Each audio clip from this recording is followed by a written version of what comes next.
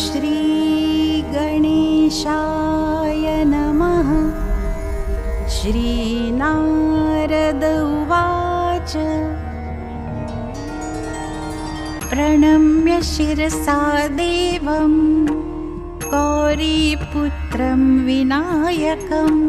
भक्तावासं स्मरेन् नित्यम्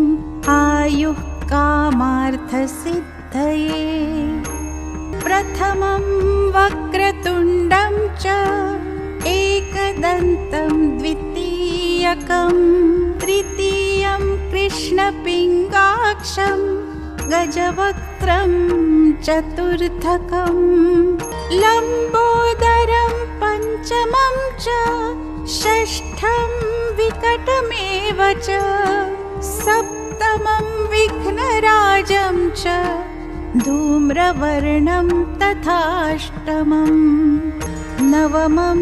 भालचन्द्रं च दशमं तु विनायकम् एकादशं गणपतिं द्वादशं तु गजाननं द्वादशैतानि नामानि त्रिसन्ध्यं यः पठेन्नरः न च विघ्नभयं तस्य सर्वसिद्धिकरं प्रभो। विद्यार्थी लभते विद्यां धनार्थी लभते धनं पुत्रार्थी लभते पुत्रान् मोक्षार्थी लभते गतिम्। जपेत् गणपति स्तोत्रं षड्भिर्मासे फलं लभेत् संवत्सरेण सिद्धिं च लभते नात्र संशयः। अष्टभ्यो ब्राह्मणेभ्यश्च लिखित्वा यः समर्पयेत् तस्य विद्या भवेत् सर्वा गणेशस्य प्रसादतः। प्रणम्य शिरसा देवं गौरीपुत्रं विनायकं भक्तावासं स्मरेन् नित्यम् आयुः कामार्थसिद्धये।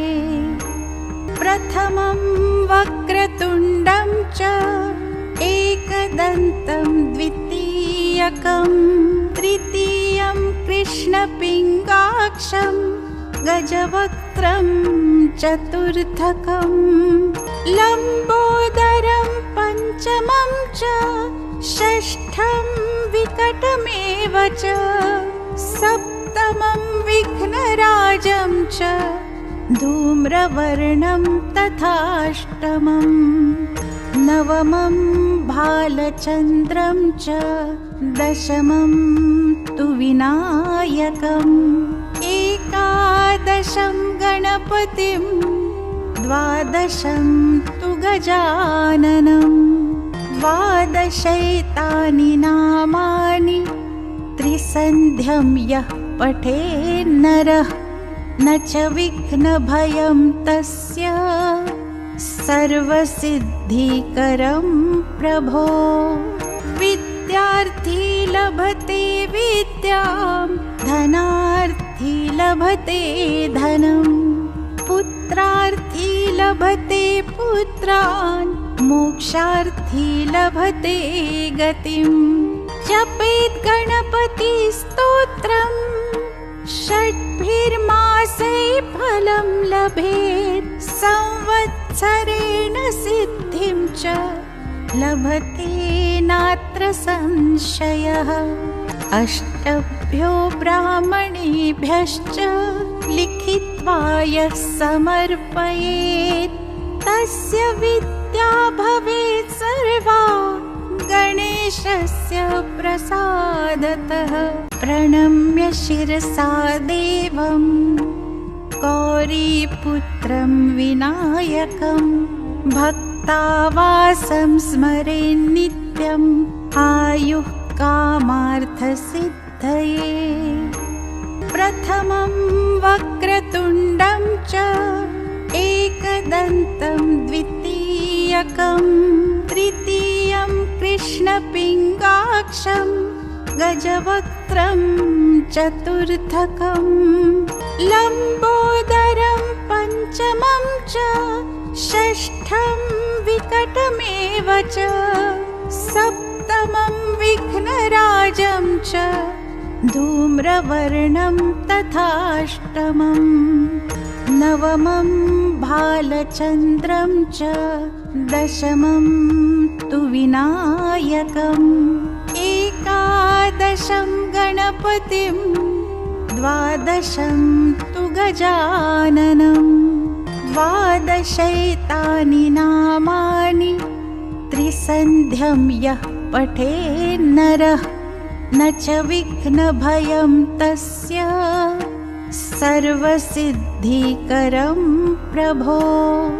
विद्यार्थी लभते विद्यां धनार्थी लभते धनं पुत्रार्थी लभते पुत्रान् मोक्षार्थी लभते गतिम् जपेत् गणपतिस्तोत्रम् षड्भिर्मासै फलं लभेत् संवत्सरेण सिद्धिं च लभते नात्र संशयः अष्टभ्यो ब्राह्मणेभ्यश्च लिखित्वा यः समर्पयेत् तस्य विद्या भवेत् सर्वा गणेशस्य प्रसादतः प्रणम्य शिरसा देवं गौरीपुत्रं विनायकं भक्तावासं स्मरेन्नित्यम् आयुः कामार्थसिद्धये प्रथमं वक्रतुण्डं च एकदन्तं द्वितीयकं तृतीयं कृष्णपिङ्गाक्षं गजवक्त्रं चतुर्थकं लम्बोदरं पञ्चमं च षष्ठं विकटमेव च सप्तमं विघ्नराजं च धूम्रवर्णं तथाष्टमम् नवमं भालचन्द्रं च दशमं तु विनायकम् एकादशं गणपतिं द्वादशं तु गजाननं द्वादशैतानि नामानि त्रिसन्ध्यं यः पठेन्नरः न च विघ्नभयं तस्य सर्वसिद्धिकरं प्रभो विद्यार्थी लभते विद्यां धनार्थी लभते धनं पुत्रार्थी लभते पुत्रान् मोक्षार्थी लभते गतिम् जपेत् गणपतिस्तोत्रम् षड्भिर्मासै फलं लभेत् संवत्सरेण सिद्धिं च लभते नात्र संशयः अष्टभ्यो ब्राह्मणेभ्यश्च लिखित्वा यः समर्पयेत् तस्य विद्या भवेत् सर्वा गणेशस्य प्रसादतः प्रणम्य शिरसा देवं गौरीपुत्रं विनायकं भक्तावासं स्मरेन्नित्यम् आयुः कामार्थसिद्धये प्रथमं वक्रतुण्डं च एकदन्तं द्वितीयकं तृतीयं कृष्णपिङ्गाक्षं गजवक्त्रं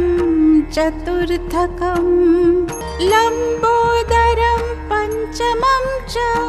षष्ठं विकटमेव च सप्तमं विघ्नराजं च धूम्रवर्णं तथाष्टमम् नवमं भालचन्द्रं च दशमं तु विनायकम् एकादशं गणपतिं द्वादशं तु गजाननं द्वादशैतानि नामानि त्रिसन्ध्यं यः पठेन्नरः न च विघ्नभयं तस्य सर्वसिद्धिकरं प्रभो। विद्यार्थी लभते विद्यां धनार्थी लभते धनं पुत्रार्थी लभते पुत्रान् मोक्षार्थी लभते गतिम्। जपेत् गणपति स्तोत्रम् षड्भिर्मासे फलं लभेत् संवत्सरेण सिद्धिं च लभते नात्र संशयः। अष्टभ्यो ब्राह्मणेभ्यश्च लिखित्वा यः समर्पयेत् तस्य विद्या भवेत् सर्वा गणेशस्य प्रसादतः। प्रणम्य शिरसा देवं गौरीपुत्रं विनायकं भक्तावासं स्मरेन् नित्यम् आयुः कामार्थसिद्धये। प्रथमं वक्रतुण्डं च एकदन्तं द्वितीयकं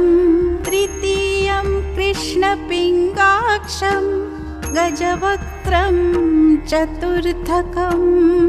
लम्बोदरं पञ्चमं च षष्ठं विकटमेव च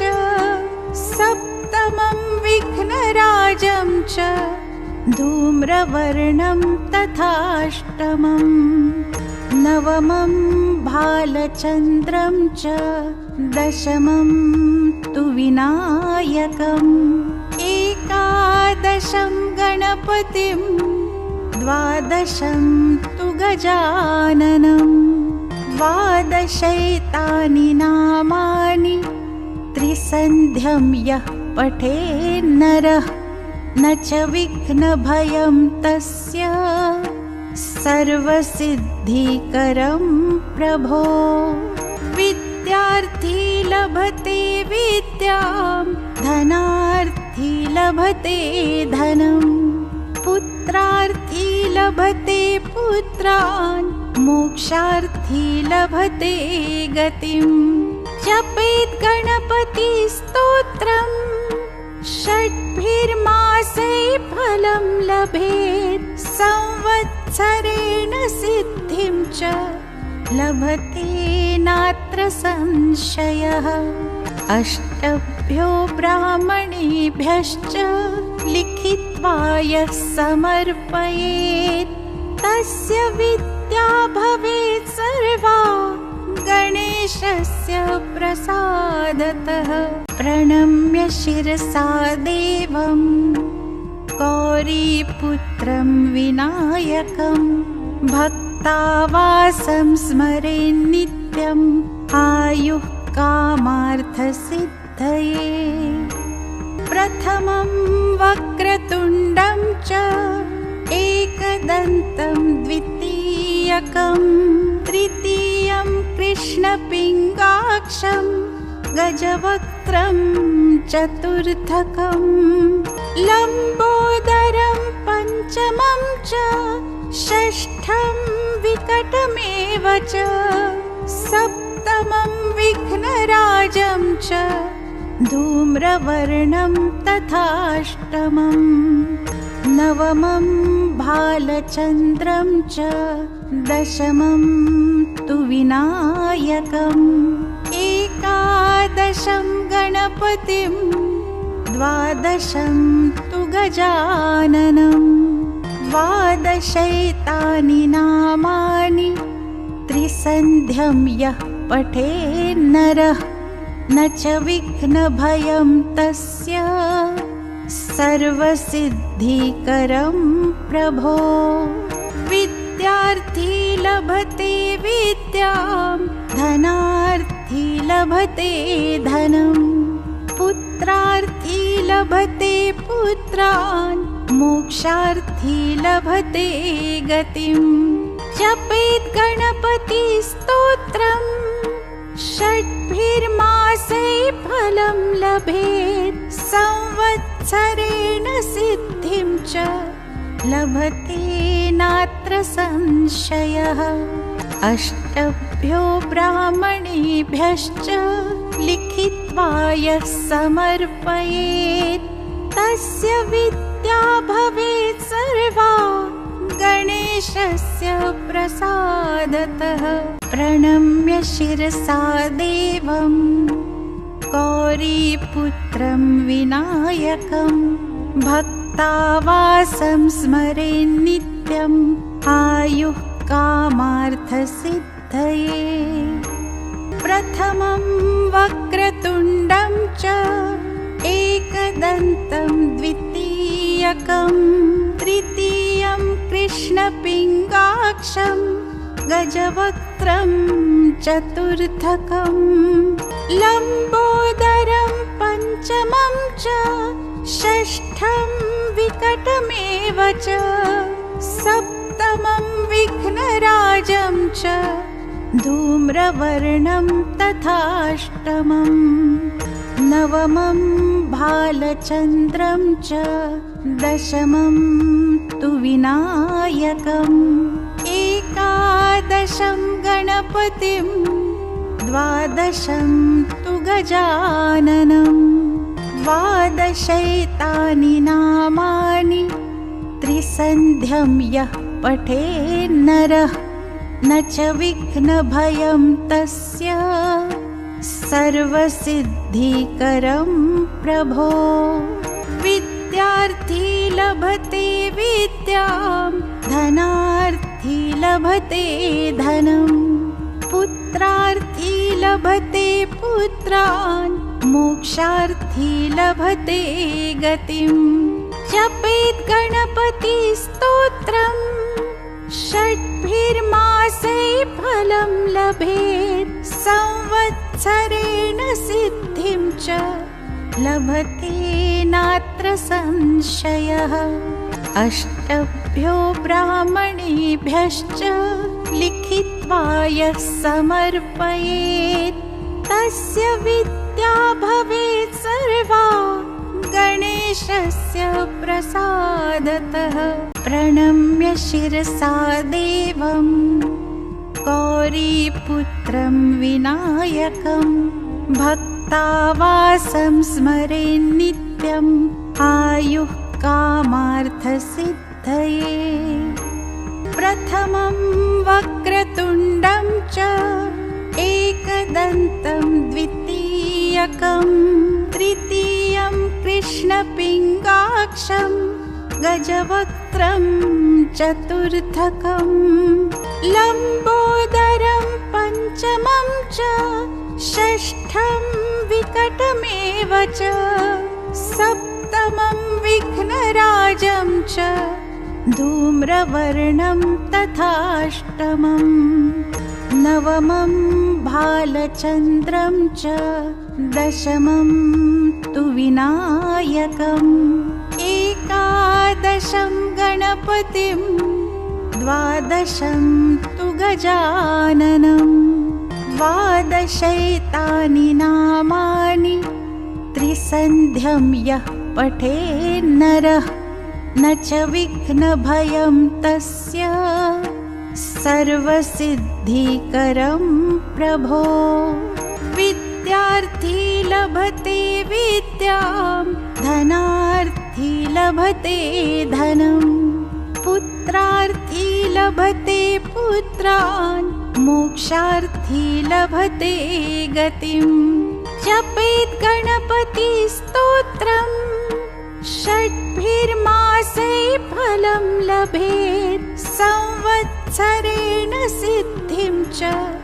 लभते नात्र संशयः। अष्टभ्यो ब्राह्मणेभ्यश्च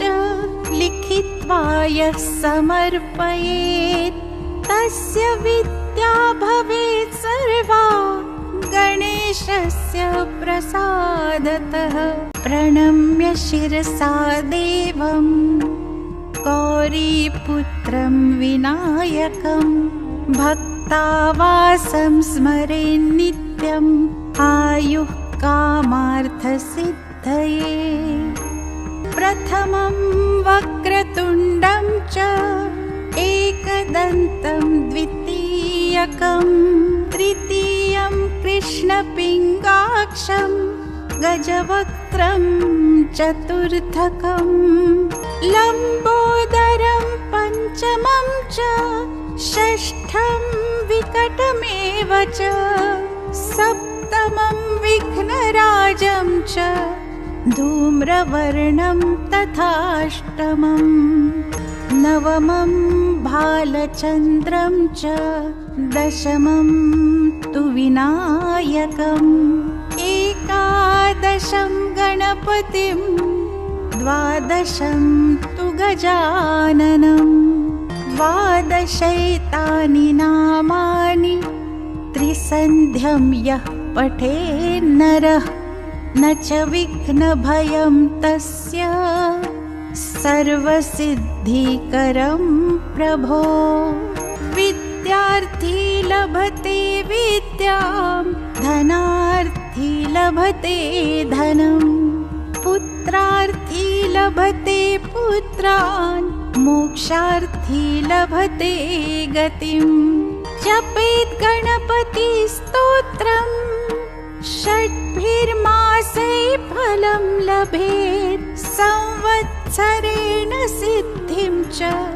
लभते नात्र संशयः। अष्टभ्यो ब्राह्मणेभ्यश्च लिखित्वा यः समर्पयेत्, तस्य विद्या भवेत् सर्वा गणेशस्य प्रसादतः। प्रणम्य शिरसा देवं गौरीपुत्रं विनायकं, भक्तावासं स्मरेन् नित्यम्, आयुः कामार्थसिद्धये। प्रथमं वक्रतुण्डं च एकदन्तं द्वितीयकं, तृतीयं कृष्णपिङ्गाक्षं गजवक्त्रं चतुर्थकं, लम्बोदरं पञ्चमं च, षष्ठं विकटमेव च, सप्तमं विघ्नराजं च, धूम्रवर्णं तथाष्टमं, नवमं भालचन्द्रं च, दशमं तु विनायकम्, एकादशं गणपतिं, द्वादशं तु गजाननं, द्वादशैतानि नामानि त्रिसन्ध्यं यः पठेन्नरः, न च विघ्नभयं तस्य सर्वसिद्धिकरं प्रभो। विद्यार्थी लभते विद्यां, धनार्थी लभते धनं, पुत्रार्थी लभते पुत्रान्, मोक्षार्थी लभते गतिम्। जपेत् गणपतिस्तोत्रम्, षड्भिर्मासै फलं लभेत्, संवत्सरेण सिद्धिं च लभते नात्र संशयः। अष्टभ्यो ब्राह्मणेभ्यश्च लिखित्वा यः समर्पयेत्, तस्य विद्या भवेत् सर्वा गणेशस्य प्रसादतः। प्रणम्य शिरसा देवं गौरीपुत्रं विनायकं, भक्तावासं स्मरेन् नित्यम्, आयुः कामार्थसिद्धये। प्रथमं वक्रतुण्डं च एकदन्तं द्वितीयकं, तृतीयं कृष्णपिङ्गाक्षं गजवक्त्रं चतुर्थकं, लम्बोदरं पञ्चमं च, षष्ठं विकटमेव च, सप्तमं विघ्नराजं च, धूम्रवर्णं तथाष्टमं, नवमं भालचन्द्रं च दशमं तु विनायकम् एकादशं गणपतिं द्वादशं तु गजाननम् द्वादशैतानि नामानि त्रिसन्ध्यं यः पठेन्नरः न च विघ्नभयं तस्य सर्वसिद्धिकरं प्रभो। विद्यार्थी लभते विद्यां धनार्थी लभते धनं पुत्रार्थी लभते पुत्रान् मोक्षार्थी लभते गतिम् जपेत् गणपति स्तोत्रम् षड्भिर्मासै फलं लभेत् संवत्सरेण सिद्धिं च लभते नात्र संशयः। अष्टभ्यो ब्राह्मणेभ्यश्च लिखित्वा यः समर्पयेत् तस्य विद्या भवेत् सर्वा गणेशस्य प्रसादतः। प्रणम्य शिरसा देवं गौरीपुत्रं विनायकं भक्तावासं स्मरेन् नित्यम् आयुः कामार्थसिद्धये। प्रथमं वक्रतुण्डं च एकदन्तं द्वितीयकं तृतीयं कृष्णपिङ्गाक्षं गजवक्त्रं चतुर्थकं लम्बोदरं पञ्चमं च षष्ठं विकटमेव च सप्तमं विघ्नराजं च धूम्रवर्णं तथाष्टमम् नवमं भालचन्द्रं च दशमं तु विनायकम् एकादशं गणपतिं द्वादशं तु गजाननं द्वादशैतानि नामानि त्रिसन्ध्यं यः पठेन्नरः न च विघ्नभयं तस्य सर्वसिद्धिकरं प्रभो। विद्यार्थी लभते विद्यां धनार्थी लभते धनं पुत्रार्थी लभते पुत्रान् मोक्षार्थी लभते गतिम् जपेत् गणपति स्तोत्रम् षड्भिर्मासै फलं लभेत् संवत्सरेण सिद्धिं च लभते नात्र संशयः। अष्टभ्यो ब्राह्मणेभ्यश्च लिखित्वा यः समर्पयेत् तस्य विद्या भवेत् सर्वा गणेशस्य प्रसादतः। प्रणम्य शिरसा देवं गौरीपुत्रं विनायकं भक्तावासं स्मरेन् नित्यम् आयुः कामार्थसिद्धये। प्रथमं वक्रतुण्डं च एकदन्तं द्वितीयकं तृतीयं कृष्णपिङ्गाक्षं गजवक्त्रं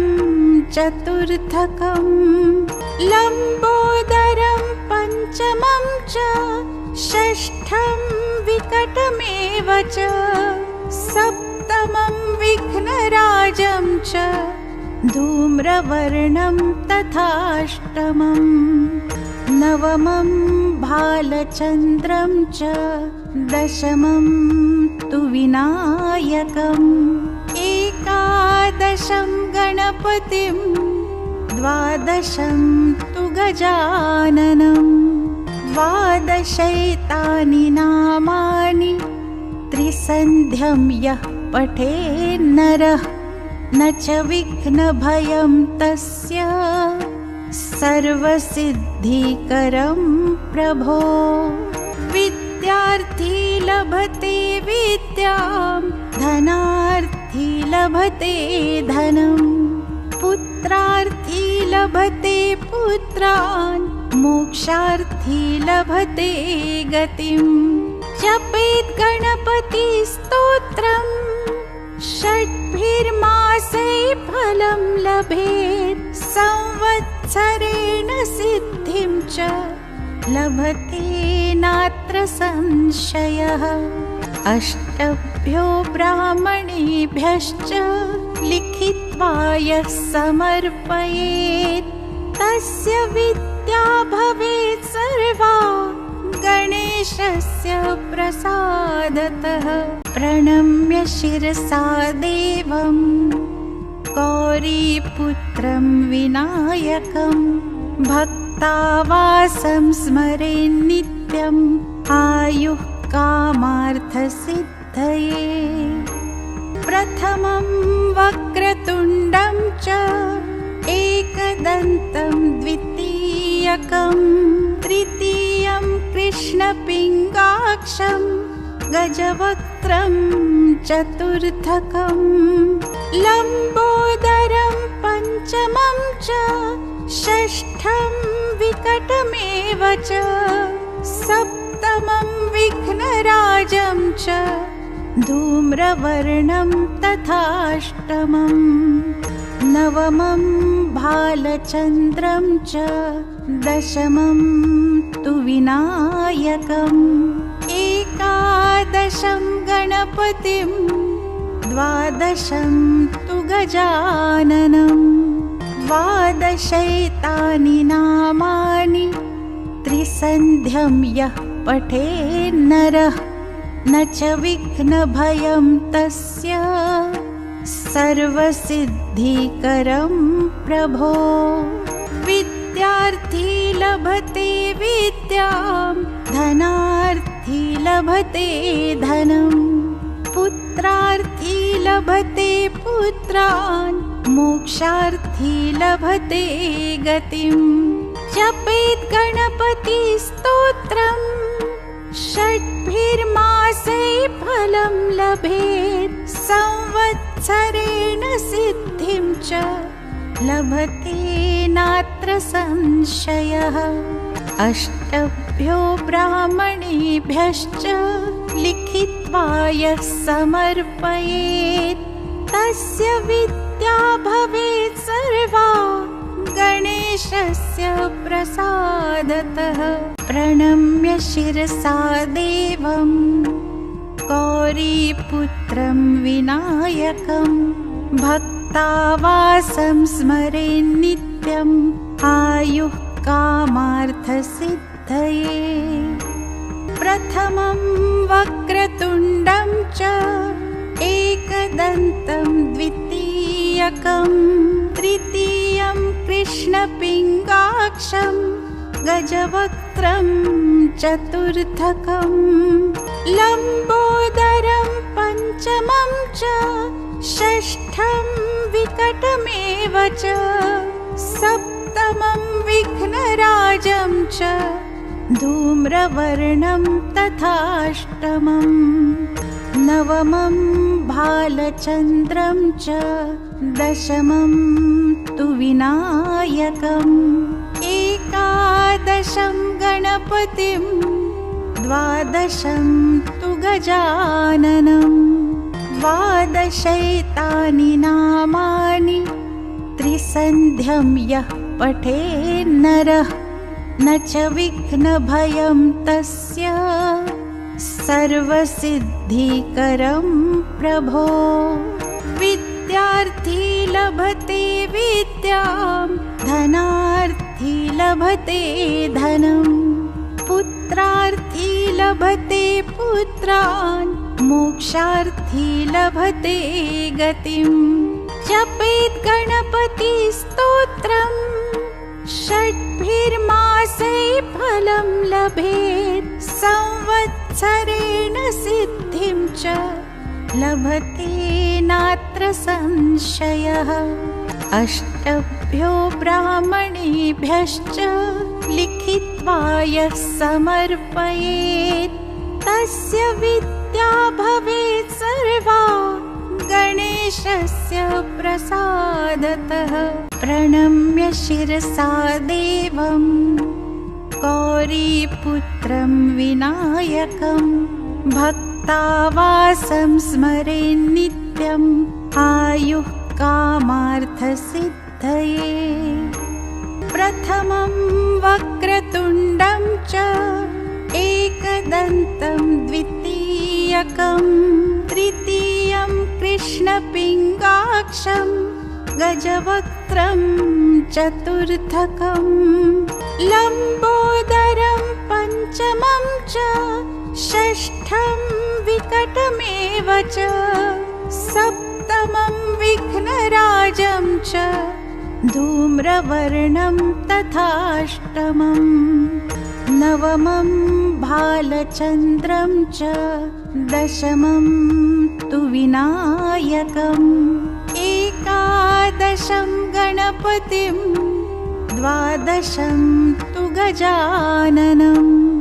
द्वादशैतानि नामानि त्रिसन्ध्यं यः पठेन्नरः न च विघ्नभयं तस्य सर्वसिद्धिकरं प्रभो विद्यार्थी लभते विद्यां धनार्थी लभते धनं पुत्रार्थी लभते पुत्रान् मोक्षार्थी लभते गतिम् जपेत् गणपति स्तोत्रम् षड्भिर्मासे फलं लभेत् संवत्सरेण सिद्धिं च लभते नात्र संशयः अष्टभ्यो ब्राह्मणेभ्यश्च लिखित्वा यः समर्पयेत् तस्य विद्या भवेत् सर्वा गणेशस्य प्रसादतः प्रणम्य शिरसा देवं गौरीपुत्रं विनायकं भक्तावासं स्मरेन् नित्यम् आयुः कामार्थसिद्धये प्रथमं वक्रतुण्डं च एकदन्तं द्वितीयकं तृतीयं कृष्णपिङ्गाक्षं गजवक्त्रं चतुर्थकं लम्बोदरं पञ्चमं च षष्ठं विकटमेव च सप्तमं विघ्नराजं च धूम्रवर्णं तथाष्टमं नवमं भालचन्द्रं च दशमं तु विनायकम् एकादशं गणपतिं द्वादशं तु गजाननम् द्वादशैतानि नामानि त्रिसन्ध्यं यः पठेन्नरः न च विघ्नभयं तस्य सर्वसिद्धिकरं प्रभो विद्यार्थी लभते विद्यां धनार्थी लभते धनं पुत्रार्थी लभते पुत्रान् मोक्षार्थी लभते गतिम् जपेत् गणपति स्तोत्रम् षड्भिर्मासे फलं लभेत् संवत्सरेण सिद्धिं च लभते नात्र संशयः अष्टभ्यो ब्राह्मणेभ्यश्च लिखित्वा यः समर्पयेत् तस्य विद्या भवेत् सर्वा गणेशस्य प्रसादतः प्रणम्य शिरसा देवं गौरीपुत्रं विनायकं भक्तावासं स्मरेन् नित्यम् आयुः कामार्थसिद्धये प्रथमं वक्रतुण्डं च एकदन्तं द्वितीयकं तृतीयं कृष्णपिङ्गाक्षं गजवक्त्रं चतुर्थकं लम्बोदरं पञ्चमं च षष्ठं विकटमेव च सप्तमं विघ्नराजं च धूम्रवर्णं तथाष्टमम् नवमं भालचन्द्रं च दशमं तु विनायकम् एकादशं गणपतिं द्वादशं तु गजाननं द्वादशैतानि नामानि त्रिसन्ध्यं यः पठेन्नरः न च विघ्नभयं तस्य सर्वसिद्धिकरं प्रभो विद्यार्थी लभते विद्यां धनार्थी लभते धनं पुत्रार्थी लभते पुत्रान् मोक्षार्थी लभते गतिम् जपेत् गणपतिस्तोत्रम् षड्भिर्मासै फलं लभेत् संवत्सरेण सिद्धिं च लभते नात्र संशयः अष्टभ्यो ब्राह्मणेभ्यश्च लिखित्वा यः समर्पयेत् तस्य विद्या भवेत् सर्वा गणेशस्य प्रसादतः प्रणम्य शिरसा देवं गौरीपुत्रं विनायकं भक्तावासं स्मरेन् नित्यम् आयुः कामार्थसिद्धये प्रथमं वक्रतुण्डं च एकदन्तं द्वितीयकं तृतीयं कृष्णपिङ्गाक्षं गजवक्त्रं चतुर्थकं लम्बोदरं पञ्चमं च षष्ठं विकटमेव च सप्तमं विघ्नराजं च धूम्रवर्णं तथाष्टमम् नवमं भालचन्द्रं च दशमं तु विनायकम् एकादशं गणपतिं द्वादशं तु गजाननं द्वादशैतानि नामानि त्रिसन्ध्यं यः पठेन्नरः न च विघ्नभयं तस्य सर्वसिद्धिकरं प्रभो विद्यार्थी लभते विद्यां धनार्थी लभते धनं पुत्रार्थी लभते पुत्रान् मोक्षार्थी लभते गतिम् जपेत् गणपतिस्तोत्रम् षड्भिर्मासै फलं लभेत् संवत्सरेण सिद्धिं च लभते नात्र संशयः अष्टभ्यो ब्राह्मणेभ्यश्च लिखित्वा यः समर्पयेत् तस्य विद्या भवेत् सर्वा गणेशस्य प्रसादतः प्रणम्य शिरसा देवं गौरीपुत्रं विनायकं भक्तावासं स्मरेन् नित्यम् आयुः कामार्थसिद्धये प्रथमं वक्रतुण्डं च एकदन्तं द्वितीयकं तृतीयं कृष्णपिङ्गाक्षं गजवक्त्रं चतुर्थकं लम्बोदरं पञ्चमं च षष्ठं विकटमेव च सप्तमं विघ्नराजं च धूम्रवर्णं तथाष्टमम् नवमं भालचन्द्रं च दशमं तु विनायकम् एकादशं गणपतिं द्वादशं तु गजाननं द्वादशैतानि नामानि त्रिसन्ध्यं यः पठेन्नरः न च विघ्नभयं तस्य सर्वसिद्धिकरं प्रभो।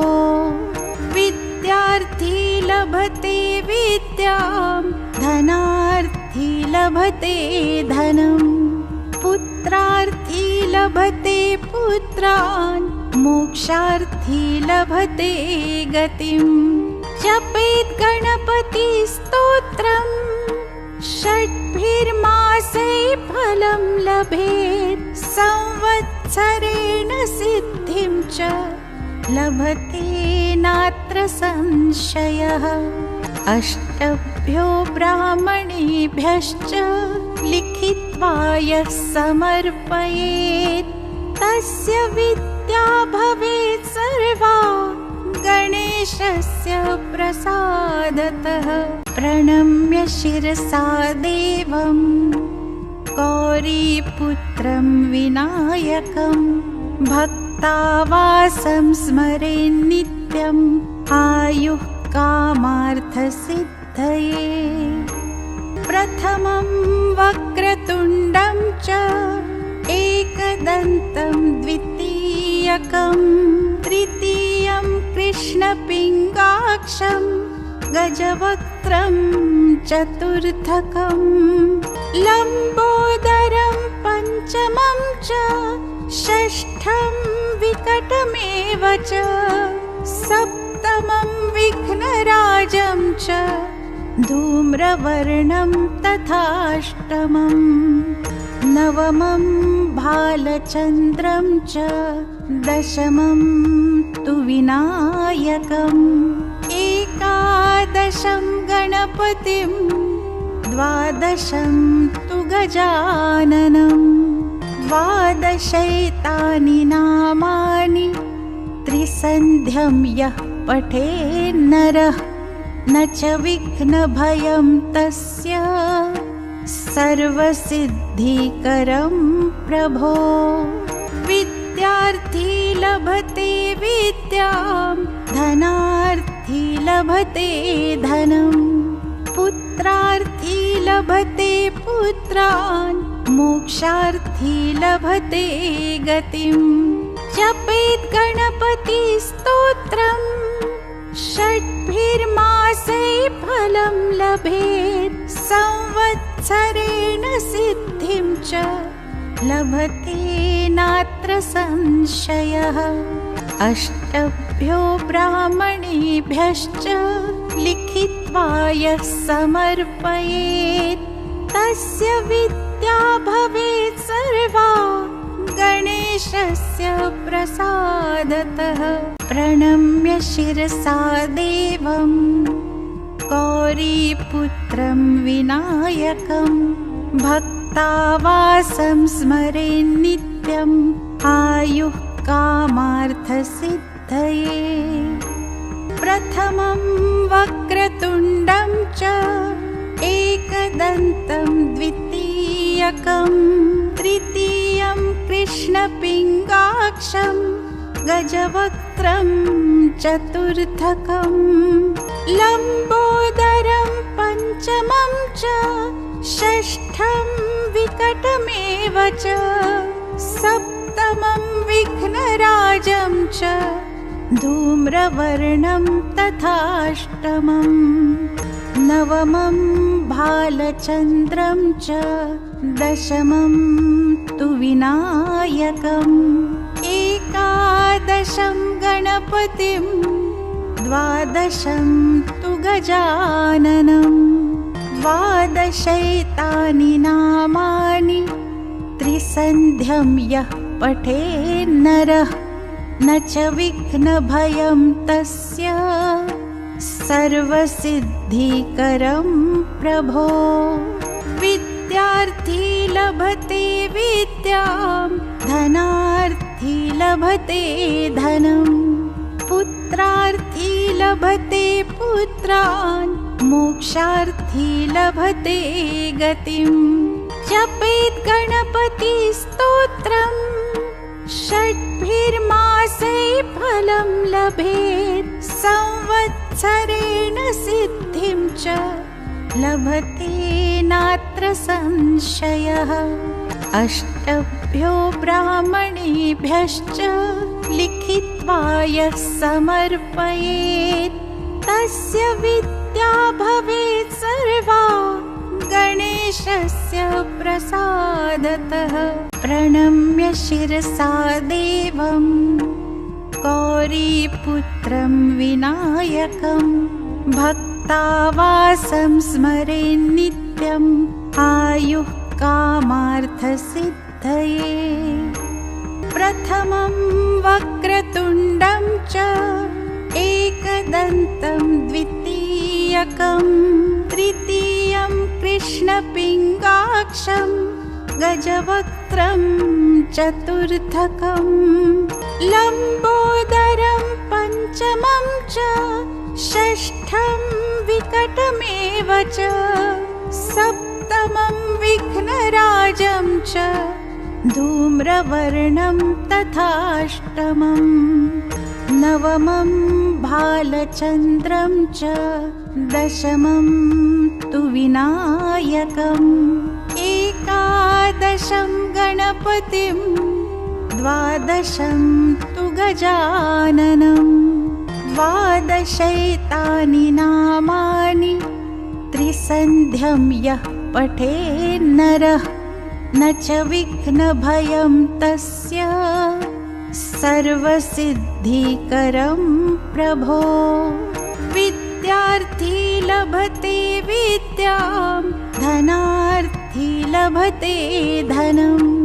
पुत्रार्थी लभते पुत्रान् मोक्षार्थी लभते गतिम्। जपेत् गणपतिस्तोत्रम् षड्भिर्मासै फलं लभेत् संवत्सरेण सिद्धिं च लभते नात्र संशयः। अष्टभ्यो ब्राह्मणेभ्यश्च लिखित्वा यः समर्पयेत् तस्य विद्या भवेत् सर्वा गणेशस्य प्रसादतः। प्रणम्य शिरसा देवं गौरीपुत्रं विनायकं भक्तावासं स्मरेन् नित्यम् आयुः कामार्थसिद्धये। प्रथमं वक्रतुण्डं च एकदन्तं द्वितीयकं तृतीयं कृष्णपिङ्गाक्षं गजवक्त्रं चतुर्थकं लम्बोदरं पञ्चमं च षष्ठं विकटमेव च सप्तमं विघ्नराजं च धूम्रवर्णं तथाष्टमम् नवमं भालचन्द्रं च दशमं तु विनायकम् एकादशं गणपतिं द्वादशं तु गजाननम् द्वादशैतानि नामानि त्रिसन्ध्यं यः पठेन्नरः न च विघ्नभयं तस्य सर्वसिद्धिकरं प्रभो।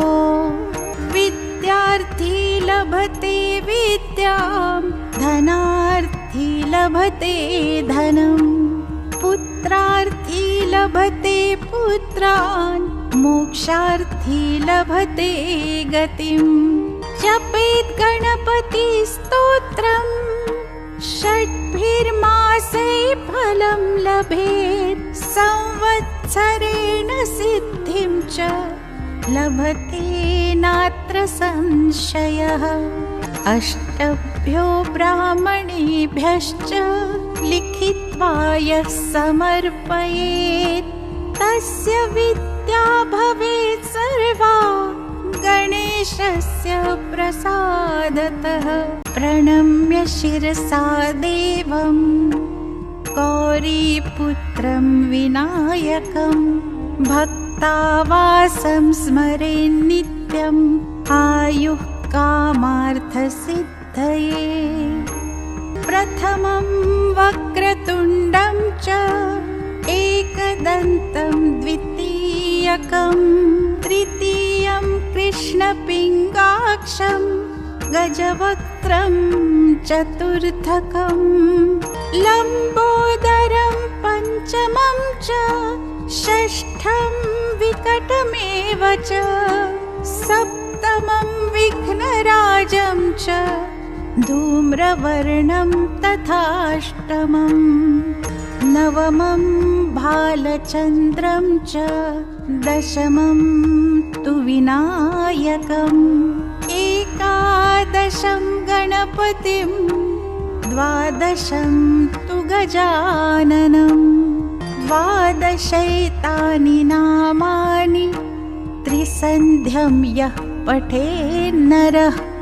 न च विघ्नभयं तस्य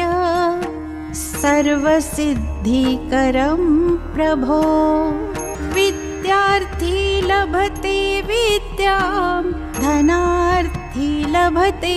धनं पुत्रार्थी लभते पुत्रान् मोक्षार्थी लभते गतिम् जपेत् गणपति स्तोत्रम् षड्भिर्मासै फलं लभेत् संवत्सरेण सिद्धिं च लभते नात्र संशयः अष्टभ्यो ब्राह्मणेभ्यश्च लिखित्वा यः समर्पयेत् तस्य विद्या भवेत् सर्वा गणेशस्य प्रसादतः प्रणम्य शिरसा देवं गौरीपुत्रं विनायकं भक्तावासं स्मरेन् नित्यम् आयुः कामार्थसिद्धये प्रथमं वक्रतुण्डं च एकदन्तं द्वितीयकं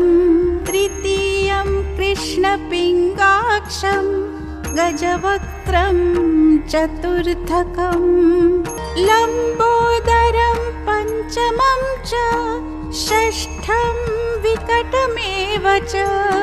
सप्तमं विघ्नराजं च धूम्रवर्णं तथाष्टमं नवमं भालचन्द्रं च दशमं तु विनायकम् एकादशं गणपतिं द्वादशं तु गजाननम्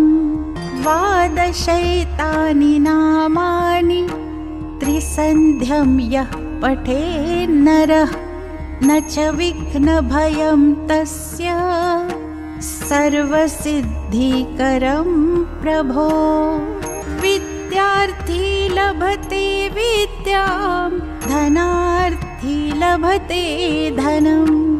पुत्रार्थी लभते पुत्रान् मोक्षार्थी लभते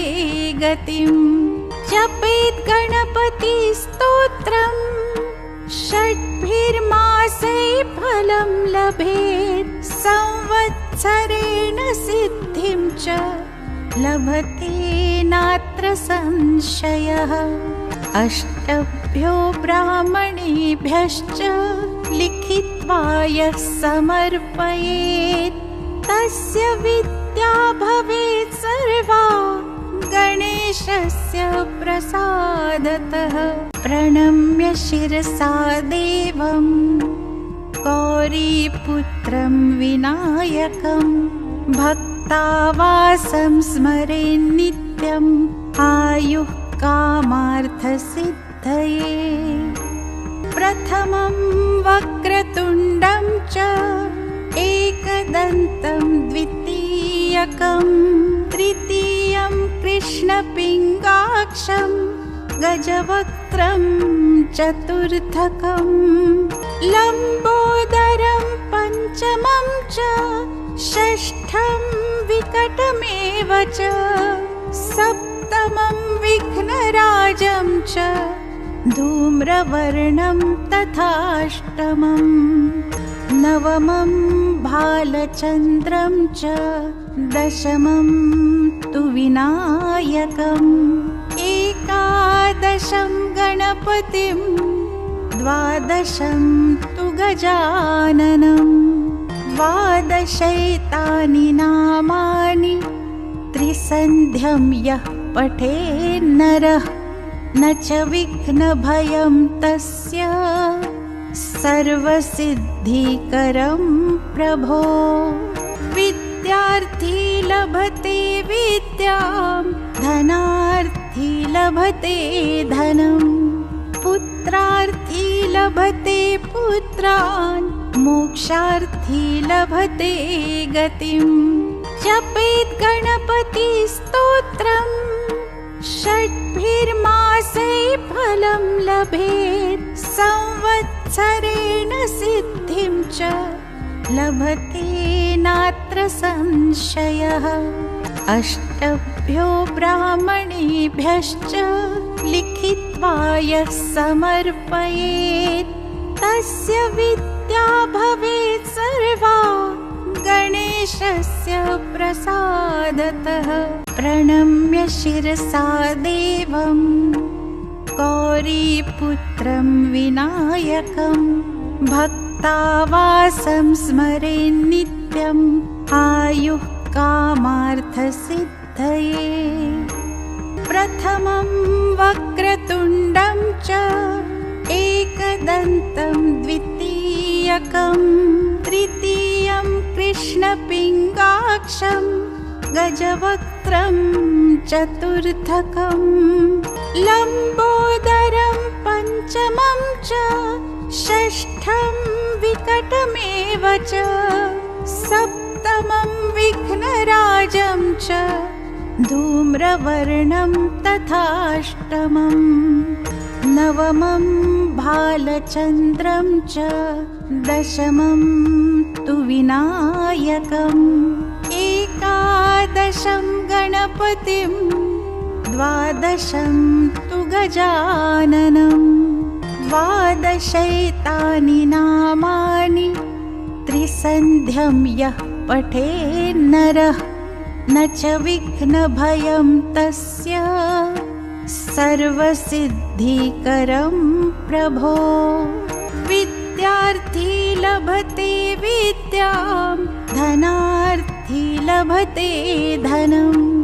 पुत्रार्थी लभते पुत्रान् मोक्षार्थी लभते गतिम् जपेत् गणपति स्तोत्रम् षड्भिर्मासै फलं लभेत् संवत्सरेण सिद्धिं च लभते नात्र संशयः अष्टभ्यो ब्राह्मणेभ्यश्च लिखित्वा यः समर्पयेत् तस्य विद्या भवेत् सर्वा गणेशस्य प्रसादतः प्रणम्य शिरसा देवं गौरीपुत्रं विनायकं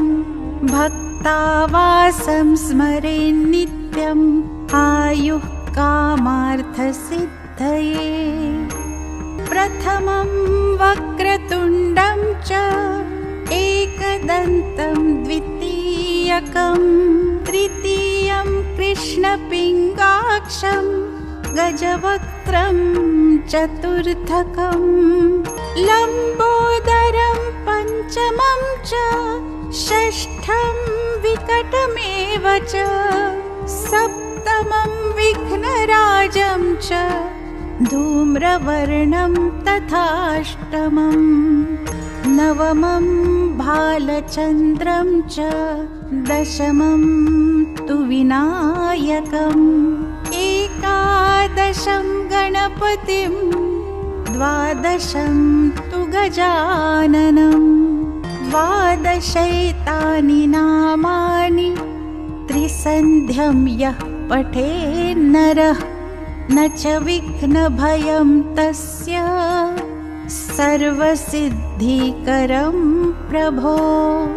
विद्यार्थी लभते विद्यां धनार्थी पुत्रार्थी लभते धनम् पुत्रार्थी लभते पुत्रान् मोक्षार्थी लभते गतिम् जपेत् गणपतिस्तोत्रम् षड्भिर्मासै फलं लभेत् संवत्सरेण सिद्धिं च लभते नात्र संशयः अष्टभ्यो ब्राह्मणेभ्यश्च लिखित्वा यः समर्पयेत् तस्य विद्या भवेत् सर्वा गणेशस्य प्रसादतः प्रणम्य शिरसा देवं गौरीपुत्रं विनायकं भक्तावासं स्मरेन् नित्यम् आयुः कामार्थसिद्धये प्रथमं वक्रतुण्डं च एकदन्तं द्वितीयकं तृतीयं कृष्णपिङ्गाक्षं गजवक्त्रं चतुर्थकं लम्बोदरं पञ्चमं च षष्ठं विकटमेव च सप्तमं विघ्नराजं च धूम्रवर्णं तथाष्टमं नवमं भालचन्द्रं च दशमं तु विनायकम् एकादशं गणपतिं द्वादशं तु गजाननं द्वादशैतानि नामानि त्रिसन्ध्यं यः पठेन्नरः न च विघ्नभयं तस्य सर्वसिद्धिकरं प्रभो विद्यार्थी लभते विद्यां धनार्थी लभते धनम् पुत्रार्थी लभते पुत्रान् मोक्षार्थी लभते गतिम् जपेत् गणपतिस्तोत्रम् षड्भिर्मासै फलं लभेत् संवत्सरेण सिद्धिं च लभते नात्र संशयः अष्टभ्यो ब्राह्मणेभ्यश्च लिखित्वा यः समर्पयेत् तस्य विद्या भवेत् सर्वा गणेशस्य प्रसादतः प्रणम्य शिरसा देवं गौरीपुत्रं विनायकं भक्तावासं स्मरेन् नित्यम् आयुः कामार्थसिद्धये प्रथमं वक्रतुण्डं च एकदन्तं द्वितीयकं तृतीयं कृष्णपिङ्गाक्षं गजवक्त्रं चतुर्थकं लम्बोदरं पञ्चमं च षष्ठं विकटमेव च सप्तमं विघ्नराजं च धूम्रवर्णं तथाष्टमं नवमं भालचन्द्रं च दशमं तु विनायकम् एकादशं गणपतिं द्वादशं तु गजाननं द्वादशैतानि नामानि त्रिसन्ध्यं यः पठेन्नरः न च विघ्नभयं तस्य सर्वसिद्धिकरं प्रभो विद्यार्थी लभते विद्यां धनार्थी लभते धनम् पुत्रार्थी लभते पुत्रान् मोक्षार्थी लभते गतिम् जपेत् गणपतिस्तोत्रम् षड्भिर्मासै फलं लभेत् संवत्सरेण सिद्धिं च लभते नात्र संशयः अष्टभ्यो ब्राह्मणेभ्यश्च लिखित्वा यः समर्पयेत् तस्य विद्या भवेत् सर्वा गणेशस्य गणेशस्य प्रसादतः प्रणम्य शिरसा देवं गौरीपुत्रं विनायकं भक्तावासं स्मरेन् नित्यम् आयुः कामार्थसिद्धये प्रथमं वक्रतुण्डं च एकदन्तं द्वितीयकं तृतीयं कृष्णपिङ्गाक्षं गजवक्त्रं चतुर्थकं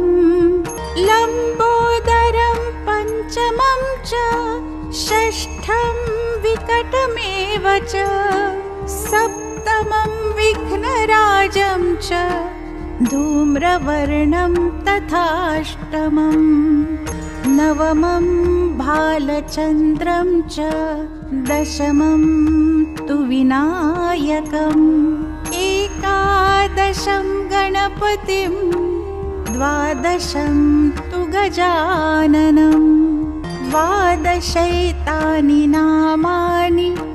त्रिसन्ध्यं यः पठेन्नरः न च विघ्नभयं तस्य सर्वसिद्धिकरं प्रभो विद्यार्थी लभते विद्यां धनार्थी लभते धनं पुत्रार्थी लभते पुत्रान् मोक्षार्थी लभते गतिम् जपेत् गणपतिस्तोत्रम् षड्भिर्मासै फलं लभेत् संवत्सरेण सिद्धिं च लभते नात्र संशयः अष्टभ्यो ब्राह्मणेभ्यश्च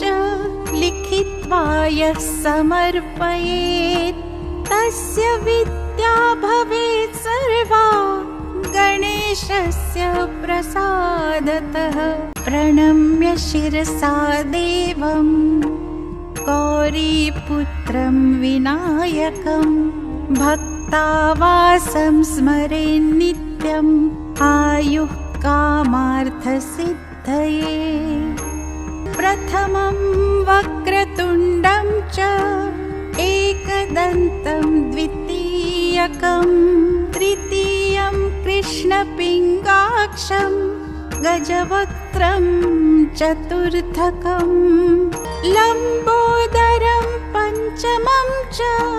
षष्ठं विकटमेव च सप्तमं विघ्नराजं च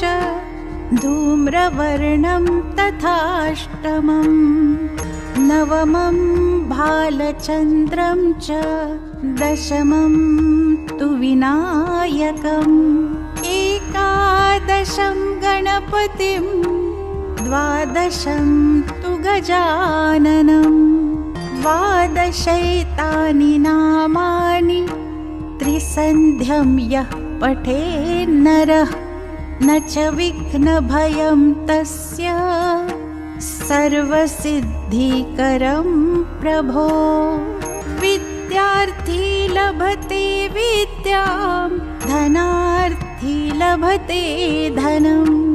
पुत्रार्थी लभते पुत्रान् मोक्षार्थी लभते गतिम् जपेत् गणपतिस्तोत्रम् षड्भिर्मासै फलं लभेत् संवत्सरेण सिद्धिं च लभते नात्र संशयः अष्टभ्यो ब्राह्मणेभ्यश्च लिखित्वा यः समर्पयेत् तस्य विद्या भवेत् सर्वा गणेशस्य प्रसादतः प्रणम्य शिरसा देवं गौरीपुत्रं विनायकं भक्तावासं स्मरेन् नित्यम् आयुः कामार्थसिद्धये प्रथमं वक्रतुण्डं च एकदन्तं द्वितीयकं तृतीयं कृष्णपिङ्गाक्षं गजवक्त्रं चतुर्थकं लम्बोदरं पञ्चमं च षष्ठं विकटमेव च सप्तमं विघ्नराजं च धूम्रवर्णं तथाष्टमं नवमं भालचन्द्रं च दशमं तु विनायकम् एकादशं गणपतिं द्वादशं तु गजाननं द्वादशैतानि नामानि त्रिसन्ध्यं यः पठेन्नरः न च विघ्नभयं तस्य सर्वसिद्धिकरं प्रभो विद्यार्थी लभते विद्यां धनार्थी लभते धनं पुत्रार्थी लभते पुत्रान् मोक्षार्थी लभते गतिं जपेत् गणपतिस्तोत्रम् षड्भिर्मासै फलं लभेत् संवत्सरेण सिद्धिं च लभते नात्र संशयः अष्टभ्यो ब्राह्मणेभ्यश्च लिखित्वा यः समर्पयेत् तस्य विद्या भवेत् सर्वा गणेशस्य प्रसादतः प्रणम्य शिरसा देवं गौरीपुत्रं विनायकं भक्तावासं स्मरेन् नित्यम् आयुः कामार्थसिद्धये प्रथमं वक्रतुण्डं च एकदन्तं द्वितीयकं तृतीयं कृष्णपिङ्गाक्षं गजवक्त्रं चतुर्थकं लम्बोदरं पञ्चमं च षष्ठं विकटमेव च सप्तमं विघ्नराजं च धूम्रवर्णं तथाष्टमं नवमं भालचन्द्रं च दशमं तु विनायकम् एकादशं गणपतिं द्वादशं तु गजाननं द्वादशैतानि नामानि त्रिसन्ध्यं यः पठेन्नरः न च विघ्नभयं तस्य सर्वसिद्धिकरं प्रभो विद्यार्थी लभते विद्यां धनार्थी लभते धनं पुत्रार्थी लभते पुत्रान् मोक्षार्थी लभते गतिं जपेत् गणपतिस्तोत्रम् षड्भिर्मासै फलं लभेत् संवत्सरेण सिद्धिं च लभते नात्र संशयः अष्टभ्यो ब्राह्मणेभ्यश्च लिखित्वा यः समर्पयेत् तस्य विद्या भवेत् सर्वा गणेशस्य प्रसादतः प्रणम्य शिरसा देवं गौरीपुत्रं विनायकं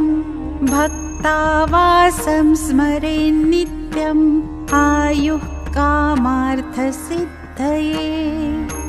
प्रथमं वक्रतुण्डं च एकदन्तं द्वितीयकं तृतीयं कृष्णपिङ्गाक्षं गजवक्त्रं चतुर्थकं लम्बोदरं पञ्चमं च षष्ठं विकटमेव च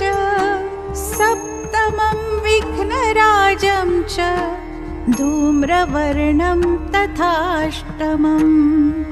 नवमं भालचन्द्रं च दशमं तु विनायकम् एकादशं गणपतिं द्वादशं तु गजाननं द्वादशैतानि नामानि त्रिसन्ध्यं यः पठेन्नरः न च विघ्नभयं तस्य सर्वसिद्धिकरं प्रभो। विद्यार्थी लभते विद्यां धनार्थी लभते धनं पुत्रार्थी लभते पुत्रान् मोक्षार्थी लभते गतिम्। जपेत् गणपतिस्तोत्रम् षड्भिर्मासै फलं लभेत् संवत्सरेण सिद्धिं च लभते नात्र संशयः। अष्टभ्यो ब्राह्मणेभ्यश्च लिखित्वा यः समर्पयेत् तस्य विद्या भवेत् सर्वा गणेशस्य प्रसादतः। प्रणम्य शिरसा देवं गौरीपुत्रं विनायकं भक्तावासं स्मरेन् नित्यम् आयुः कामार्थसिद्धये। प्रथमं वक्रतुण्डं च एकदन्तं द्वितीयकं तृतीयं कृष्णपिङ्गाक्षं गजवक्त्रं चतुर्थकं लम्बोदरं पञ्चमं च षष्ठं विकटमेव च सप्तमं विघ्नराजं च धूम्रवर्णं तथाष्टमं नवमं भालचन्द्रं च दशमं तु विनायकम् एकादशं गणपतिं द्वादशं तु गजाननं द्वादशैतानि नामानि त्रिसन्ध्यं यः पठेन्नरः न च विघ्नभयं तस्य सर्वसिद्धिकरं प्रभो। विद्यार्थी लभते विद्यां धनार्थी लभते धनं पुत्रार्थी लभते पुत्रान् मोक्षार्थी लभते गतिम्। जपेत् गणपतिस्तोत्रम् षड्भिर्मासै फलं लभेत् संवत्सरेण सिद्धिं च लभते नात्र संशयः। अष्टभ्यो ब्राह्मणेभ्यश्च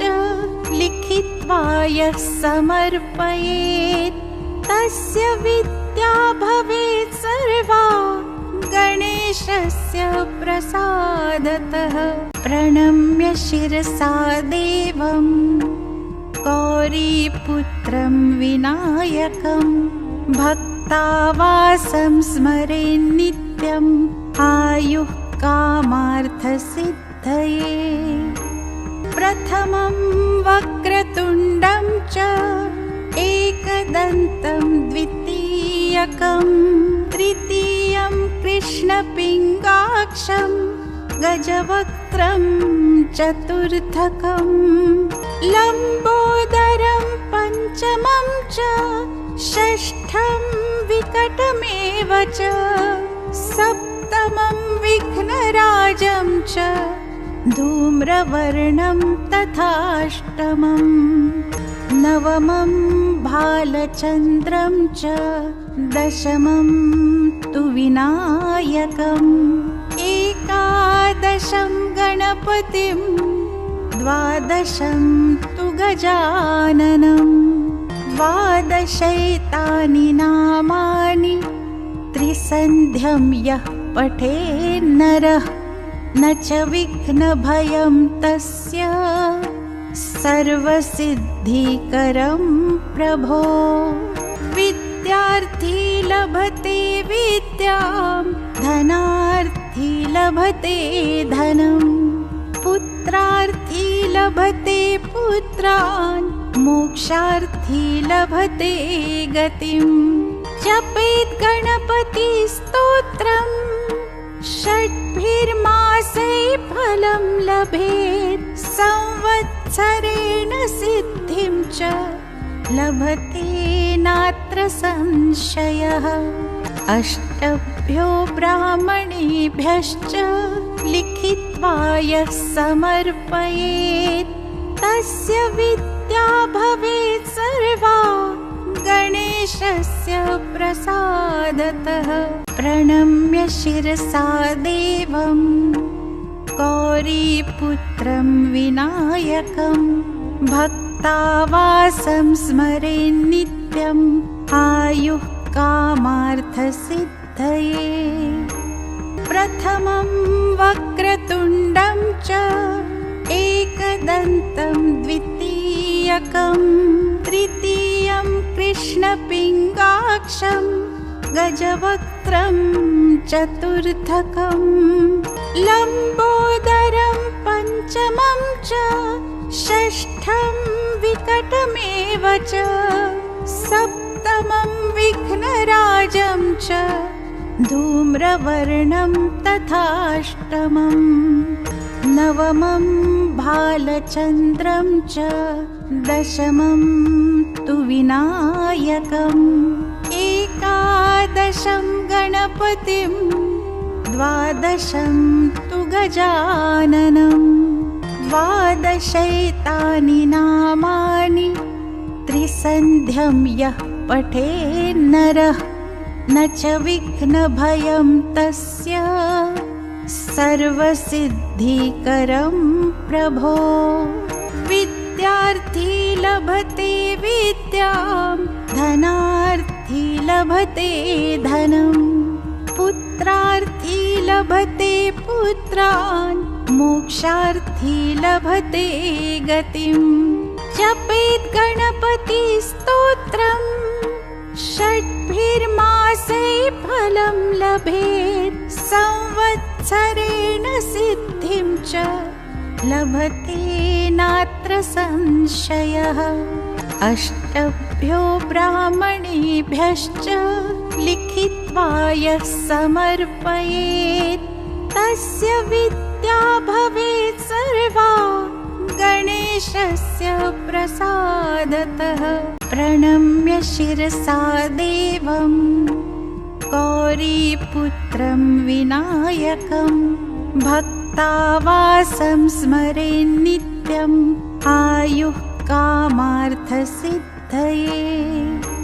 प्रथमं वक्रतुण्डं च एकदन्तं द्वितीयकं तृतीयं कृष्णपिङ्गाक्षं गजवक्त्रं चतुर्थकं लम्बोदरं पञ्चमं च षष्ठं विकटमेव च सप्तमं विघ्नराजं च धूम्रवर्णं तथाष्टमं नवमं भालचन्द्रं च दशमं तु विनायकम् एकादशं गणपतिं द्वादशं तु गजाननं द्वादशैतानि नामानि त्रिसन्ध्यं यः पठेन्नरः न च विघ्नभयं तस्य सर्वसिद्धिकरं प्रभो। विद्यार्थी लभते विद्यां धनार्थी लभते धनं पुत्रार्थी लभते पुत्रान् मोक्षार्थी लभते गतिम्। जपेत् गणपति स्तोत्रम् षड्भिर्मासै फलं लभेत् संवत्सरेण सिद्धिं च लभते नात्र संशयः। अष्टभ्यो ब्राह्मणेभ्यश्च लिखित्वा यः समर्पयेत् तस्य विद्या भवेत् सर्वा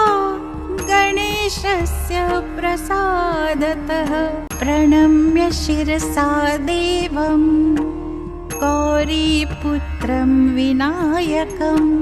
भक्तावासं स्मरेन् नित्यम् नित्यम् आयुः कामार्थसिद्धये। प्रथमं वक्रतुण्डं च एकदन्तं द्वितीयकं तृतीयं कृष्णपिङ्गाक्षं गजवक्त्रं चतुर्थकं लम्बोदरं पञ्चमं च षष्ठं विकटमेव च सप्तमं विघ्नराजं च धूम्रवर्णं तथाष्टमम् नवमं भालचन्द्रं च दशमं तु विनायकम् एकादशं गणपतिं द्वादशं तु गजाननम् द्वादशैतानि नामानि त्रिसन्ध्यं यः पठेन्नरः न च विघ्नभयं तस्य सर्वसिद्धिकरं प्रभो। विद्यार्थी लभते विद्यां धनार्थी लभते धनं पुत्रार्थी लभते पुत्रान् मोक्षार्थी लभते गतिम् जपेत् गणपतिस्तोत्रम् षड्भिर्मासै फलं लभेत् संवत्सरेण सिद्धिं च लभते नात्र संशयः। अष्टभ्यो ब्राह्मणेभ्यश्च लिखित्वा यः समर्पयेत् तस्य विद्या भवेत् सर्वा गणेशस्य प्रसादतः। प्रणम्य शिरसा देवं गौरीपुत्रं विनायकं भक्तावासं स्मरेन् नित्यम् आयुः कामार्थसिद्धये। प्रथमं वक्रतुण्डं च एकदन्तं द्वितीयकं तृतीयं कृष्णपिङ्गाक्षं गजवक्त्रं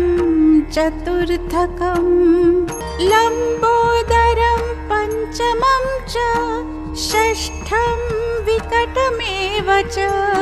सप्तमं विघ्नराजं च धूम्रवर्णं तथाष्टमम्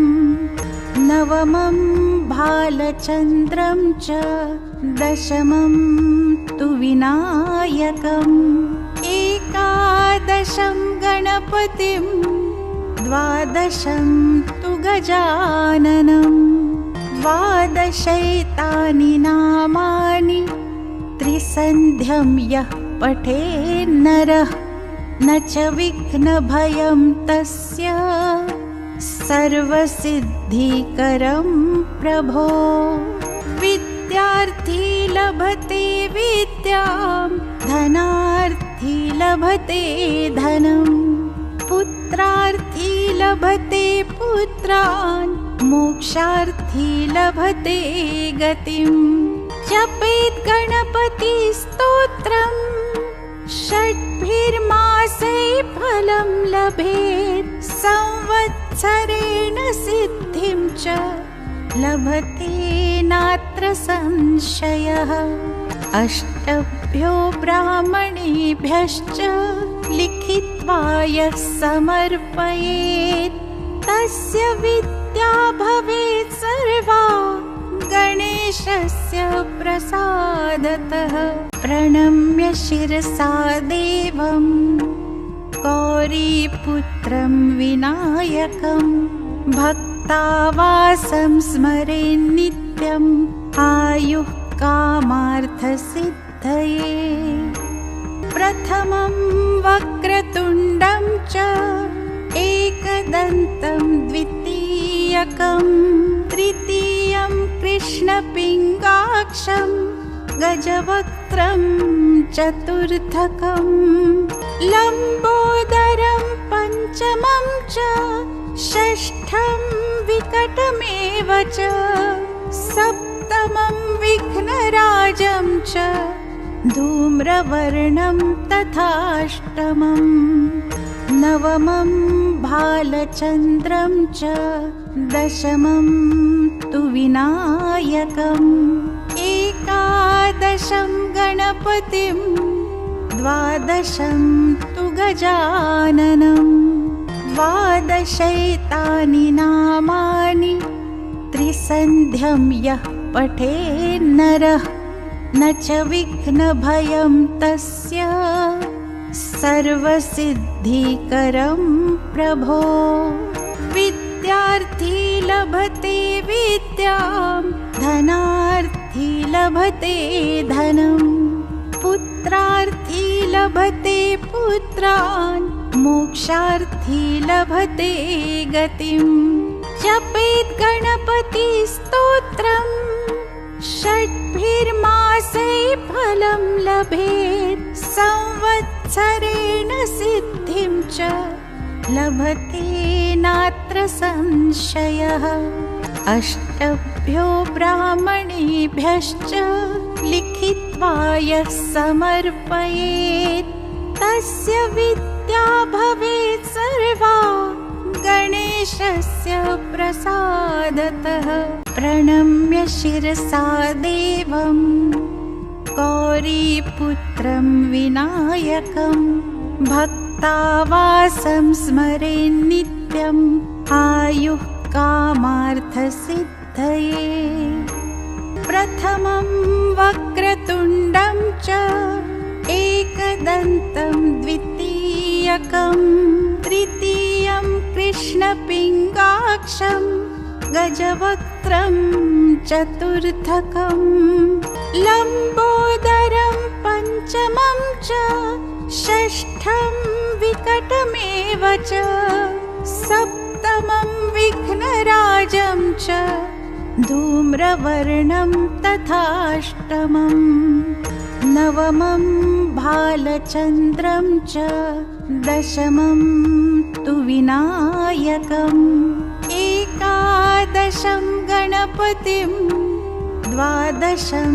तु गजाननम्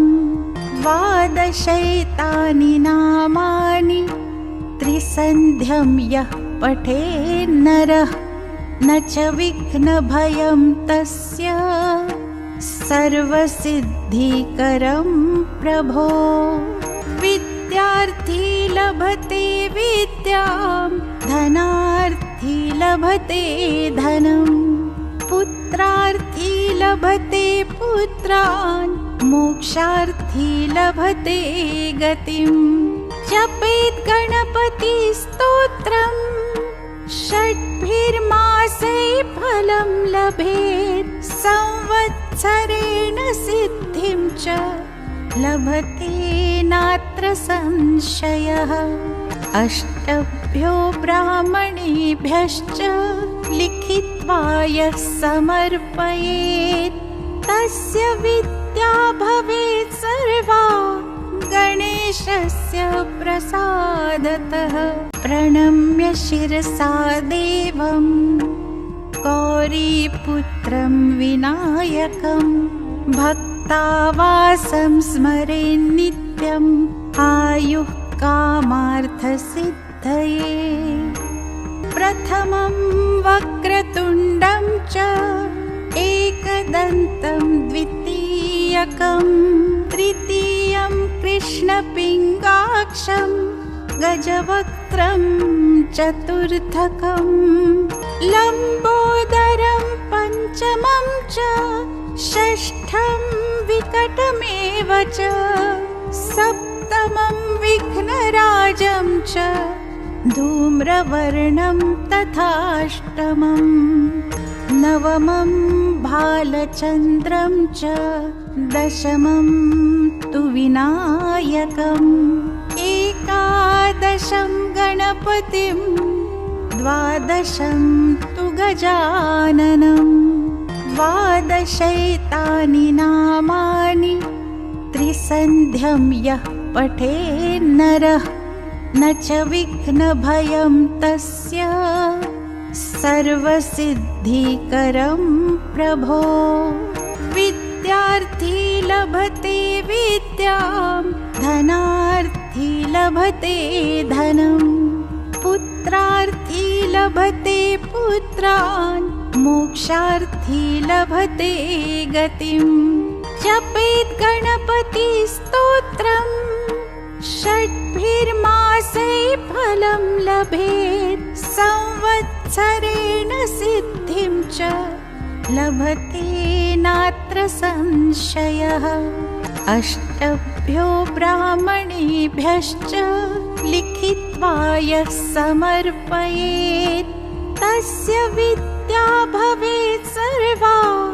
गणेशस्य प्रसादतः प्रणम्य शिरसा देवं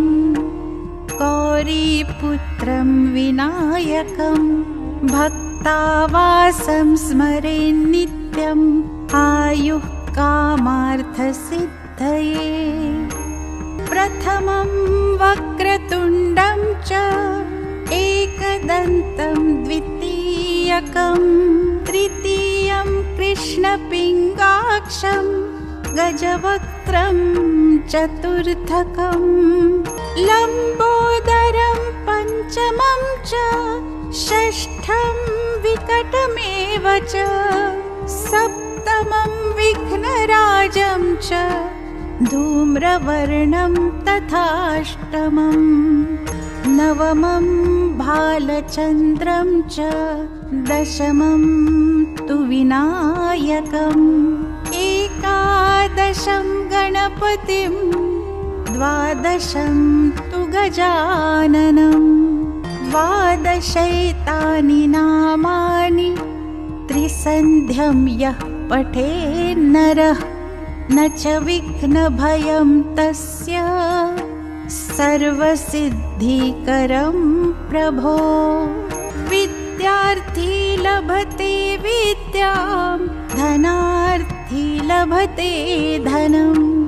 पुत्रार्थी लभते पुत्रान् मोक्षार्थी लभते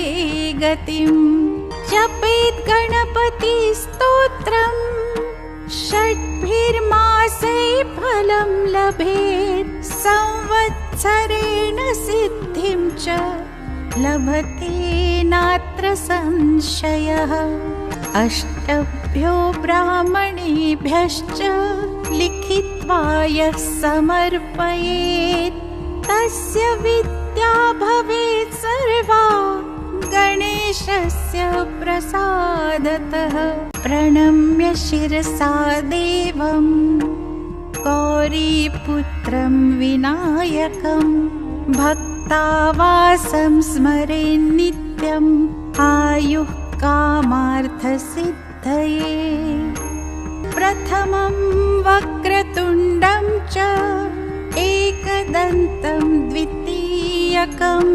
तृतीयं कृष्णपिङ्गाक्षं गजवक्त्रं चतुर्थकं लम्बोदरं पञ्चमं च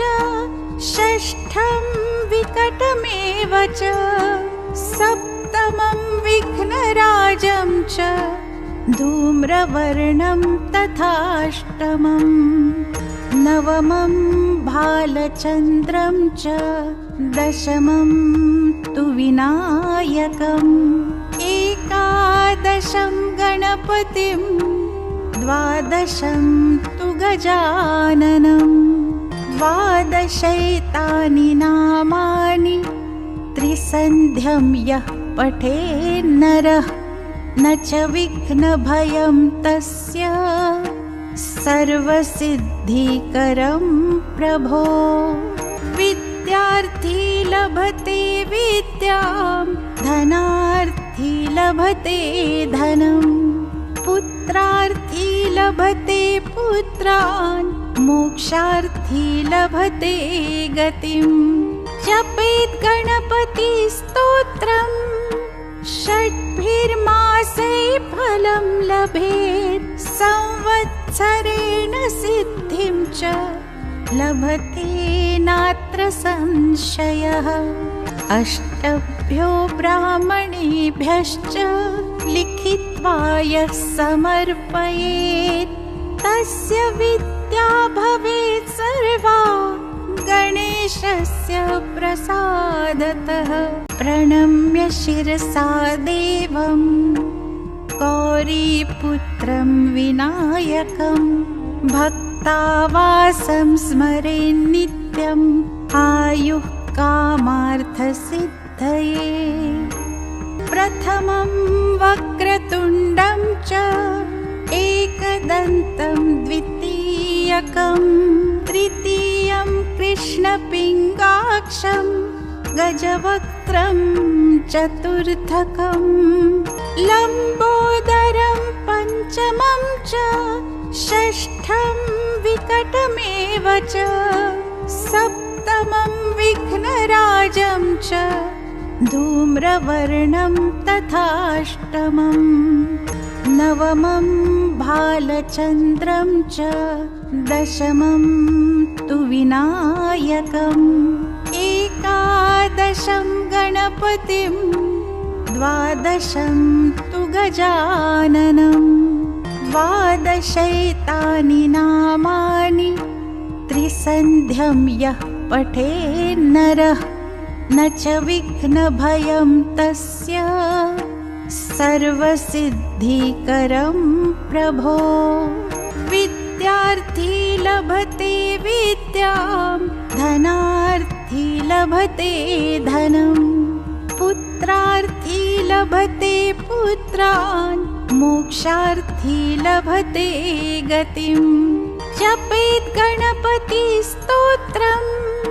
षड्भिर्मासै फलं लभेत् संवत्सरेण सिद्धिं च लभते नात्र संशयः अष्टभ्यो ब्राह्मणेभ्यश्च लिखित्वा यः समर्पयेत् तस्य विद्या भवेत् सर्वा गणेशस्य प्रसादतः प्रणम्य शिरसा देवं गौरीपुत्रं विनायकं भक्तावासं स्मरेन् नित्यम् आयुः कामार्थसिद्धये प्रथमं वक्रतुण्डं च एकदन्तं द्वितीयकं तृतीयं कृष्णपिङ्गाक्षं गजवक्त्रं चतुर्थकं लम्बोदरं पञ्चमं च षष्ठं विकटमेव च सप्तमं विघ्नराजं च धूम्रवर्णं तथाष्टमं नवमं भालचन्द्रं च दशमं तु विनायकम् एकादशं गणपतिं द्वादशं तु गजाननं द्वादशैतानि नामानि त्रिसन्ध्यं यः पठेन्नरः न च विघ्नभयं तस्य सर्वसिद्धिकरं प्रभो विद्यार्थी लभते विद्यां धनार्थी लभते धनं पुत्रार्थी लभते पुत्रान् मोक्षार्थी लभते गतिम् जपेत् गणपति स्तोत्रम् षड्भिर्मासै फलं लभेत् संवत्सरेण सिद्धिं च लभते नात्र संशयः अष्टभ्यो ब्राह्मणेभ्यश्च लिखित्वा यः समर्पयेत् तस्य विद्या भवेत् सर्वा गणेशस्य प्रसादतः प्रणम्य शिरसा देवं गौरीपुत्रं विनायकं भक्तावासं स्मरेन् नित्यम् आयुः कामार्थसिद्धये प्रथमं वक्रतुण्डं च एकदन्तं द्वितीयकं तृतीयं कृष्णपिङ्गाक्षं गजवक्त्रं चतुर्थकं लम्बोदरं पञ्चमं च षष्ठं विकटमेव च सप्तमं विघ्नराजं च धूम्रवर्णं तथाष्टमम् नवमं भालचन्द्रं च दशमं तु विनायकम् एकादशं गणपतिं द्वादशं तु गजाननम् द्वादशैतानि नामानि त्रिसन्ध्यं यः पठेन्नरः न च विघ्नभयं तस्य सर्वसिद्धिकरं प्रभो विद्यार्थी लभते विद्यां धनार्थी लभते धनं पुत्रार्थी लभते पुत्रान् मोक्षार्थी लभते गतिम् जपेत् गणपतिस्तोत्रम् षड्भिर्मासै फलं लभेत् संवत्सरेण सिद्धिं च लभते नात्र संशयः अष्टभ्यो ब्राह्मणेभ्यश्च लिखित्वा यः समर्पयेत् तस्य विद्या भवेत् सर्वा गणेशस्य प्रसादतः प्रणम्य शिरसा देवं गौरीपुत्रं विनायकं भक्तावासं स्मरेन् नित्यम् आयुः कामार्थसिद्धये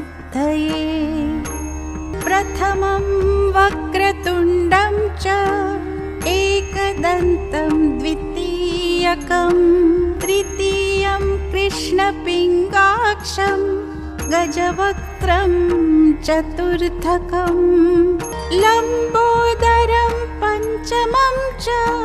षष्ठं विकटमेव च सप्तमं विघ्नराजं च धूम्रवर्णं तथाष्टमम् नवमं भालचन्द्रं च दशमं तु विनायकम् एकादशं गणपतिं द्वादशं तु गजाननम् द्वादशैतानि नामानि त्रिसन्ध्यं यः पठेन्नरः न च विघ्नभयं तस्य सर्वसिद्धिकरं प्रभो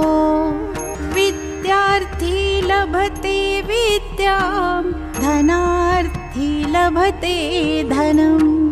पुत्रार्थी लभते पुत्रान् मोक्षार्थी लभते